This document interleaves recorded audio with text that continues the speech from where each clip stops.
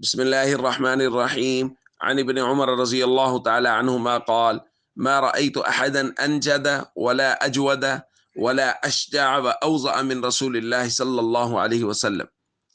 ابن عمر رضی اللہ تعالیٰ عنہما بیان فرماتے ہیں، میں نے نبی کریم صلی اللہ علیہ وسلم جیسا ماہر، حضور جیسا کوئی سخی، حضور جیسا بہادر اور آپ جیسا کوئی روشن نہیں دیکھا۔ حضرت انس بیان فرماتے ہیں کہ انا رسول اللہ صلی اللہ علیہ وسلم ازہر اللون، نبی پاک صلی اللہ علیہ وسلم روشن رنگ والے تھے، کأن عرقہ اللؤلؤ، حضور کا پسینہ گویا کہ وہ موتی ہوتے تھے، چمکتے ہوئے خوبصورت۔ اور فرماتے ہیں وما مسست حریرۃ ولا دیباجہ الین من کفہ، میں نے کوئی ریشم کی عمدہ قسم بھی نبی پاک صلی اللہ علیہ وسلم کی ہتھیلی سے زیادہ نرم اور ملائم کبھی نہ اس کو چھوا اور نہ کبھی دیکھا۔ اور فرماتے ہیں کانا رسول اللہ صلی اللہ علیہ وسلم افلج الثنیتین، نبی پاک صلی اللہ علیہ وسلم کے سامنے والے دو دانتوں کے درمیان میں کچھ خلا تھا۔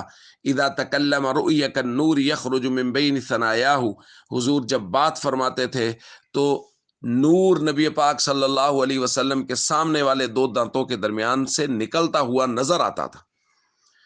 دوستو، ہمارے آقا حضرت محمد صلی اللہ علیہ وسلم اللہ تعالیٰ نے بے شمار خصوصیات عطا فرمائی تھی۔ ہمیں چاہیے حضور جیسی صفات پیدا کرنے کی کوشش کریں، سخی بنیں، بہادر بنیں، دینی حمیت پیدا کریں، جہاں مسئلہ دین کا ہو جان کی بازی لگائیں، تن من دھن کی بازی لگائیں، عزت کی، نبی پاک صلی اللہ علیہ وسلم کی عزت کا مسئلہ ہو، صحابہ کرام و اہل بیت کی عزت و ناموس کا مسئلہ ہو، اپنی جان کی پرواہ نہ کریں، بہادر بنیں اور نبی پاک صلی اللہ علیہ وسلم کے جیسے سخی بنیں، غریبوں پر، فقراء، یتامیٰ، مساکین پر خرچ کریں جتنی وسعت ہے۔ کوئی ضروری نہیں ہے کہ کوئی آدمی لاکھ روپیہ، 1000 روپیہ خرچ کرے۔ 10 روپے کی وسعت ہے تو یہ 10 روپے خرچ کرنے والا سخی ہے۔ اس لیے ہمیں حضور جیسی صفات پیدا کرنے کی کوشش کرنی چاہیے۔ والسلام علیکم ورحمۃ اللہ